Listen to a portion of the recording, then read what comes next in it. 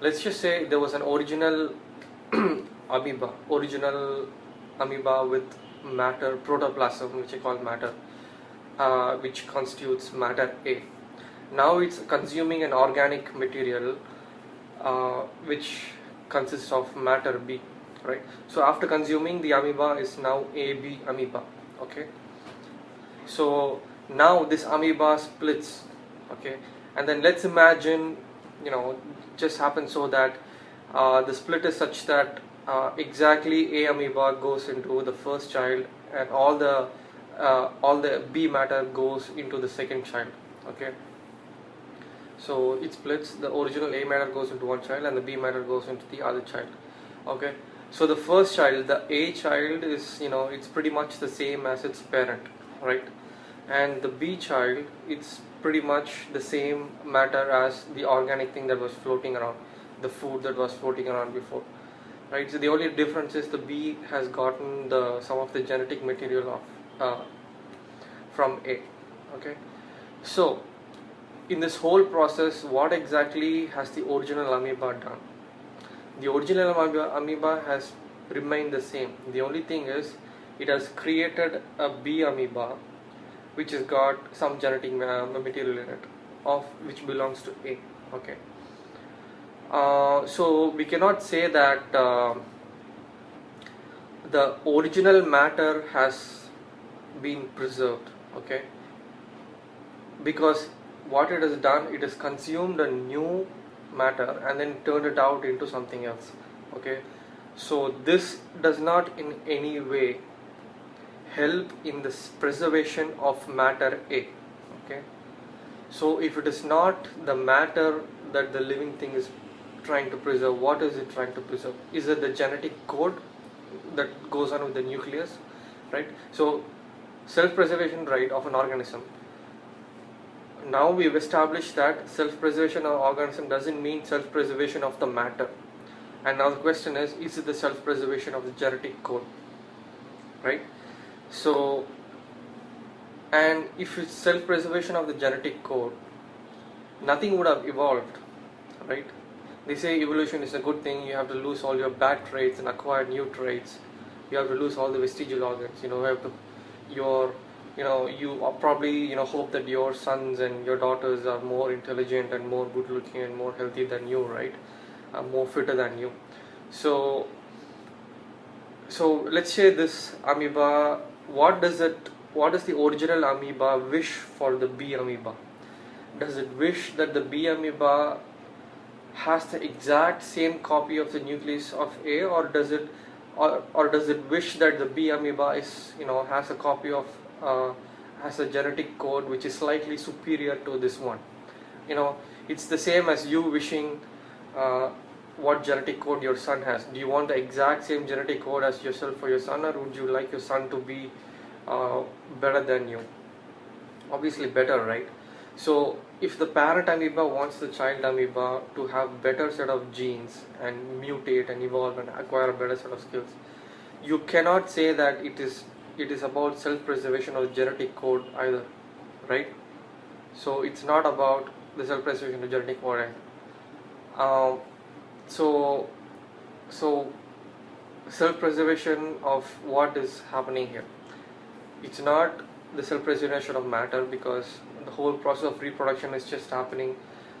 The end result is just B amoeba becoming something, the B matter becoming into B amoeba, right? So it's not self-preservation of matter, it's not self-preservation of genetic code, right? So that's why I say the whole process of this reproduction and this life, everything that organisms do, it's not just about self-preservation. There is a higher purpose. Self-preservation is one of the things, just like is an objective, just like finding food is an objective, one of the basic objective. Self-preservation is a basic objective, but it's not the purpose, right? The purpose, I will get to it right now, okay? So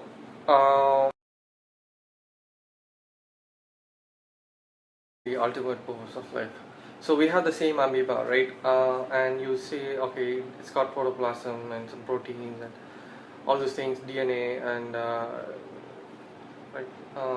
Let me not just show off my knowledge of molecular biology, but okay, let's just say it's made up of molecules, atoms, and all that, and the atoms in further are made up of electrons and photons, and then they further are based on fermions and quarks and all those things. So all these quarks and fermions, and these are the ultimate basic blocks of everything, right? Um, what they say is, now there's actually two theories about it: string theory and versus the ether theory. That's one of my previous blogs. If you manage to read it, what it is either in the string theory or in the ether theory, all these are the quarks and the leptons are nothing but they just vibrations, energy vibrations that makes an impact on something else by changing the position of something else, by disturbing something else. The purpose of the leptons, quarks, these fundamental particles are nothing but they are energy. They are manifestations of energy. They're complex manifestations of energy in different ways. And the purpose of this energy or force is to push or pull something else and make an impact on it. Okay, so it's all just energy and force, and force by definition is something that makes a pushes or displaces something else, right? So the purpose of the force is to make an impact on something else. It will be kind of bad if the force is stuck in a stationary wave and it's really just oscillating in the same position. So uh, force is oscillating in the same position and forming a static wave. I guess that's what constitutes a kind of a static particle.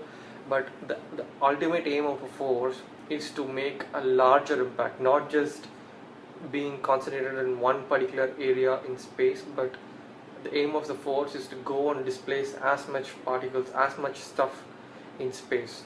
So that is the purpose of the force. It is to make an impact on other stuff in space, right? Displace them, move them here, move them around, or do something.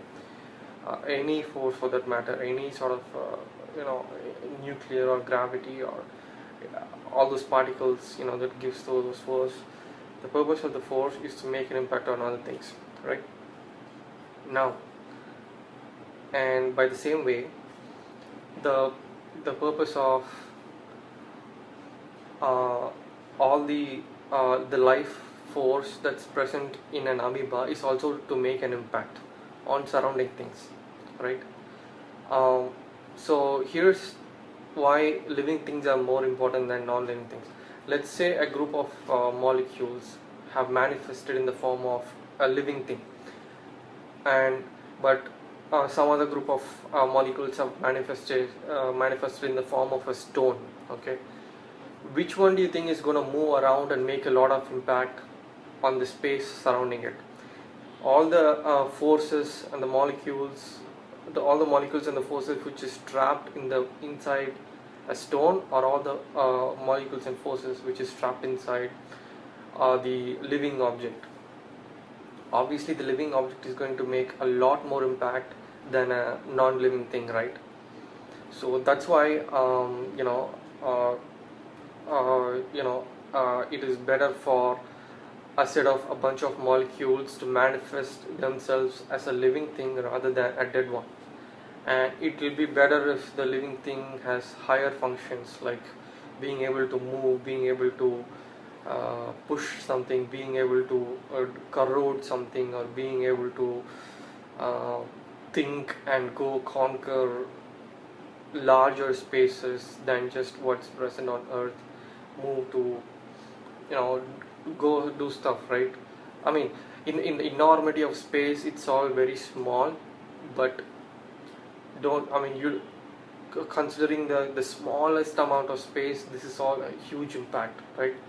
you know like me just buying stuff and making a statue out of a stone, or building a huge building, or planting trees, or making air move in this direction, or bombing cities, or killing other living things, or all these are all the impacts that the life force trapped within a living thing can do, right? The life force trapped within a non-living thing cannot achieve as much, compared to the life force that's trapped amongst a living thing. So the purpose of life is to make an impact, any sort of impact on surrounding stuff.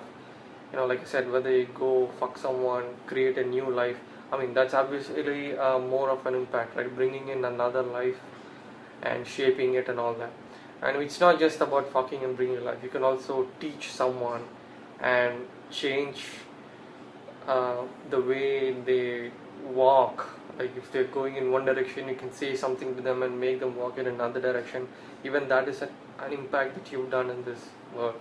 And like I said, you can build stuff, you can make stuff, you can make light come out of the electric bulb, or you can make water flow through the pipes.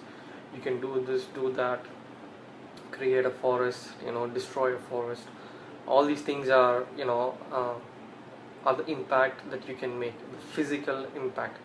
Now it's again, see, it's not just about physical impact alone. I mean, the ultimate thing is the physical impact, but a lot of things is sort of convoluted into, I mean, not convoluted, but it's sort of packaged and derived into an intellectual impact as well. For example, it's like the miners, right? The miners are the guys who are physically going and digging out the earth and bombing it and all that. All the laborers are the ones who are doing. All the laborers are the ones who are constructing the bridge and all that. But it doesn't mean they are the only ones who are making impact. It's like they wouldn't be doing it if the guy sitting on top of the chain, the guy who has the money, who tells them to do it, if he doesn't tell them, the laborers would not be doing it, right? So the guy at the top of the chain, either the kings who have done it before or the CEOs of the companies, or they are the ones who are making shit happen. But it doesn't mean the laborers have no sort of credit to themselves. It all depends on the level of thought put into it, right? So the CEO can say just build a bridge, but the engineer would have also need to do a lot of his thinking to design the bridge and design the specs and come up with the plan and everything. And then even the laborers also doing a little bit of thinking on their part to implement it best.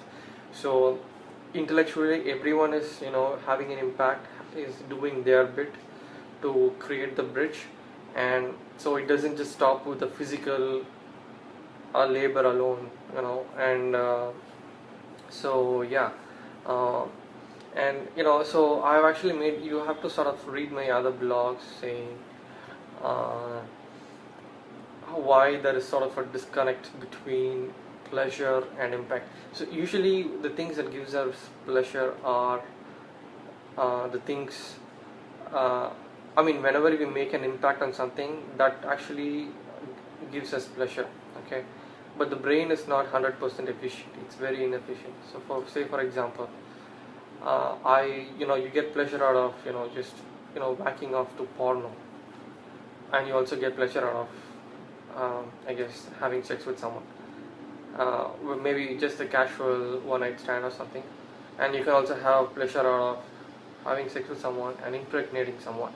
And yeah, okay, so you probably feel the same amount of physical pleasure while doing this. Maybe not that much when I don't know, when you're whacking off something, but let's just compare between one night stands and another thing, right? So maybe the one night stand is even more pleasurable for you, right? But the thing is that doesn't have a big impact as actually impregnating someone and bringing a child into this world, right? So you experience the same pleasure, but impregnating the someone, that is more of an impact. So not all pleasure is directly proportional to the impact. So there are inefficiencies. So by this, what I mean to say is, people can try to lead a pleasurable life, or people can but pleasure isn't everything. It's like, the end of the day, it's the impact that counts, right? I mean, you kind of okay, I'll just try to make it short, right? There's three things: your skill level, three things with which you can compare yourselves against the other person: your skill level, your pleasure level, and your impact level. Okay, Skill level is something, if you're inherently more good looking or intelligent than someone else, right? That's your skill level. You can compare yourself with some other person and feel jealous or envious or happy about yourself. And the pleasure is is the having the pleasure. So let's say you're Brad Pitt, let's say you're Iron Man, you can fight, you're very intelligent, you have money, you are good looking, etc., etc. Let's say you're Iron Man, and but if they put you in prison, you're not going to be getting a lot of pleasure or making a lot of impact, right?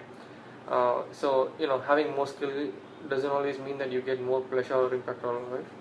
And like I said, so having more pleasure doesn't mean you were made an impact. Or like guys like Martin Luther King or Gandhi, they probably were distressed all their lives, but they were